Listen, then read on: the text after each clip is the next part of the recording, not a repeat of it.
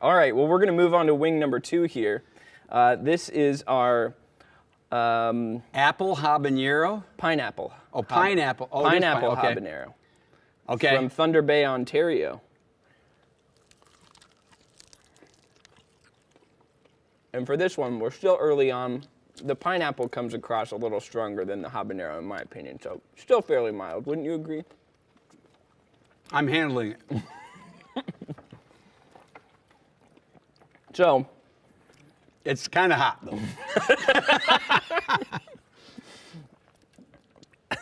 for our next question, we're going to go to one that seems to reoccur very often. I think we maybe even tackled this when you spoke at our Bishop in the House night in December. And it just comes back, and you know that this is a very common question amongst many Christians. And it's that question revolving around how salvation occurs, the debate between predestination and free will. And is it one, is it the other? Do they work together somehow? How would you explain how salvation occurs, whether it's by divine appointment or by my free choice or what? Yeah, I mean, these questions continue to resurface. They will always resurface. They'll be talking about these 100 years after we're dead if Jesus tarries, because they are a constant affront to our human nature, which is sinful and always has this tendency toward our default is almost I deserve, rather than just the opposite, rather than who am I to get something from God. One of my favorite stories is somebody asking Charles Spurgeon once, how did he reconcile divine sovereignty and human responsibility? And his answer was, it was a woman and who asked him the question. He said, Madame, he said, I never try to reconcile friends. So in his mind, it was not a conflict. It was a friendship. And I love that. I just love that story. And I would just say to everybody and every student, but anybody else watching, stop looking at God's sovereignty as your enemy. Because, I mean, I don't know what else is implied here. And when you say, well, God chooses, does that mean, he's choosing people to go to hell and all these kinds of things, and only those who are chosen are going to go to heaven? I mean, people start getting their ire up. And they start to develop what I call caricatures of God, rather than looking at the character of God. So maybe that'd be an easy way of looking at it. Get the character, not the caricature. Write that down somewhere, Andrew. Get the character. Joe, write that down. Not the caricature. I think too many of us have caricatures of God. And but divine sovereignty means that he's in charge. And when it comes to election versus free will, both of them are taught. I always tell people it's not free will, it's freed up will. Our wills aren't free, they're bound in sin. Luther said that. The Bible teaches that. Yeah. So I say it's not free will, it's freed up will. God frees up our will. But I would then go a little bit further, Andrew. I would ask the students, what kind of a God do you want to worship? Do you want a God that just flies by the seat of his pants? Do you want a God who just rolls with the changes, who looks down the portals of time and says, well, there's Andrew Bush. He looks like he's going to respond to me. I choose him. What's the problem with that?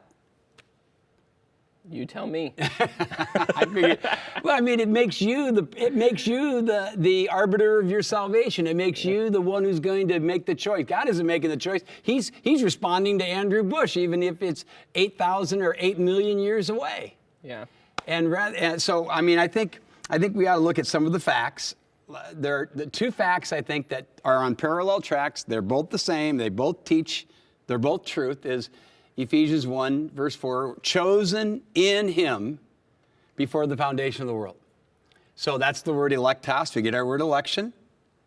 It's there. God chooses. It means exactly that. It means to pick. It means to make a choice. In fact, it's a middle voice, which not to get heavy, but the middle voice basically says God is choosing of his own volition. He's not choosing on the basis of anything anyone will ever do.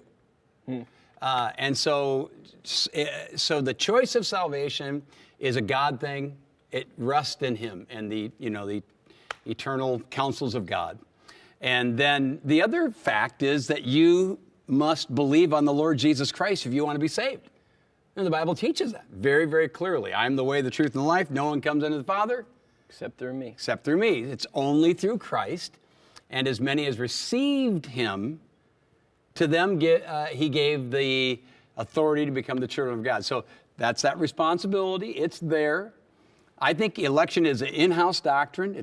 We're discussing it out there right now. It's just true, but it's a God who's in control. I want a God who's in control. I don't want a God who's really held hostage to the whims of man. And so I say, don't get hung up on it. If you're listening and you're just one of those individuals listening and you're still wrestling with salvation, don't worry about the choice of God. Look at the opportunity in front of you. Grab the lock that's in front of you, right?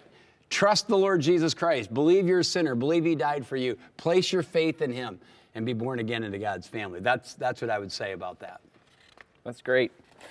Now that we've tackled that once and for all, we can move on to sauce number 3.